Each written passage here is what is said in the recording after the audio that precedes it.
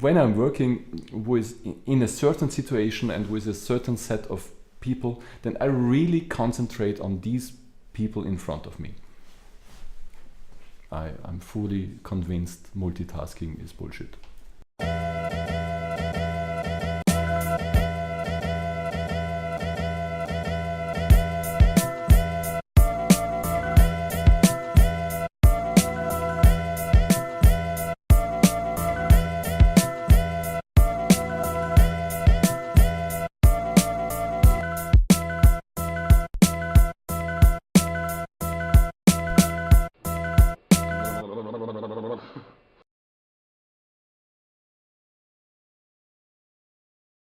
Many years ago, we had a common boss in St. Gallen, and he was so passionate about personal working method. Okay. Learn every day about what you do and how you do it, and optimize it for the next day. He influenced me a lot. Yeah. Are you still learning about personal working method, and what are some insights you had recently from your own self-management? My picture is there is two gods. The one god is Kronos, yeah, the god which is good for planning, discipline, really think what do you want to get out of this meeting and out of your this time you devote to a certain thing. So what are the results and so on and so on. And I like this godness, and I can say so I'm pretty much into this. But the other god I like as well very much is Kairos. And it's the god of opportunity who says, oh, there's a person you haven't met for a long time, and there is something you can attend. And then I have to let these two gods talk to each other. And often enough I tend to take the opportunity which gives me Kairos, just to live the moment. And Kairos has this hair here, and you have to grab him in a very specific moment. So how do you prepare in the normal times for that moment when Kairos will be here? No, this doesn't work. I cannot prepare for it. I can just see him when he appears. And this is exactly what is in situations with managers as well. So there is the moment of intuition. Then I say, okay, I plan to do this, but in this moment it's better to do this, and then I follow my intuition. So what does that mean for your planning and organizing your work? I have a calendar, I have an outlook, and which is colored because this is an activity which gives results financially, this is an activity which is learning, this is an activity and so on. So I'm very planned and structured, and people which know me always are impressed by this system.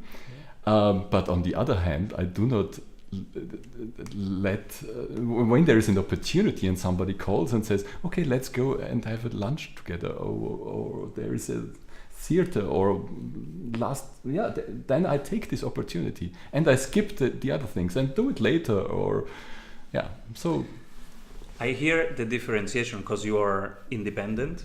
Yes. And so you have this differentiation. I do tasks that bring money in, and I do tasks that are learning. Do you have some guidelines for yourself? How much should be what, or how do you distribute workload? And it's sometimes I have to work heavily and a couple of days after each other, and the only barometer, or however we call that, is my energy. If my energy is exempt, is used at the end, I have to do something to gain energy again. And then further working doesn't make any sense. I need then energy gaining by something else. This is also something that I thought about in the last years. It's not so much about managing time, it's much more about managing your energy level. Absolutely. And how do you do that in that moment? The week is here and you feel your energy level, but it was scheduled up front. How do you work with that paradox? I try to listen to myself, and I I do not demand from others as well to be so concentrated all the time and to be able to sit and 10 hours to listen or to do whatever. So when I need a break, probably others need a break as well. And then I say, let's make this session outside this hotel, and let's walk and talk during this time. Or let's make last time I made a yoga session in the morning. It was fantastic. Those gentlemen never did yoga before. With executives. With executives. And we sat there on these blue and rose like pillows.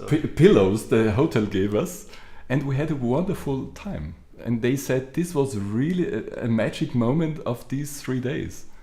So I didn't plan this at all. It came to my mind. I said, I need it in the morning, and why not invite them to share it with me? And we did it together.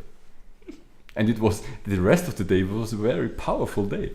Which skills are you constantly refining? Constantly refining to listen to my intuition, and not only to my mind, which says I should do this or should do that, or this is agreed and this is planned. To really sharpen my intuition, constantly trusting more to it.